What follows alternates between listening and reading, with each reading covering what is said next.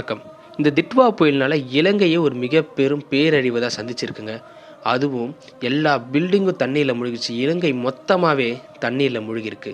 ஆறுகள்ல வெள்ளம், மலைச்சரிவு, மண் சரிவுன்னு சொல்லிட்டு இலங்கை ரொம்பவும் தத்தளிச்சுட்டு கொண்டு இருக்கு. அங்க இருக்க மக்கள் எல்லாருமே அன்றாட வாழ்க்கைக்காக போராடிட்டு இருக்காங்க.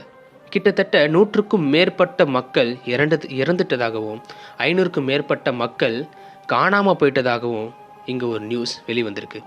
இந்த வடகிழக்கு மாகாணங்கள் எல்லாம் தண்ணீர்ல மொத்தமாவே மூழ்கிடுச்சு. அங்க தான் நம்மளோட தமிழர்கள் பலரும் வசிச்சுட்டு இருக்காங்க. அவங்களுடைய வீடுகள் எல்லாமே தண்ணீர்ல போயிடுச்சு.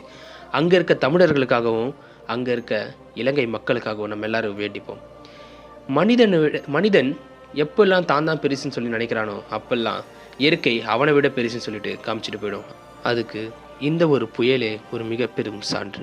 நான் தான் பெருசு, நீ தான் பெருசுன்னு சொல்லி சண்டை போடுறதை விட்டுட்டு எல்லாருமே ஒன்று தான் சொல்லிட்டு நினைப்போம்.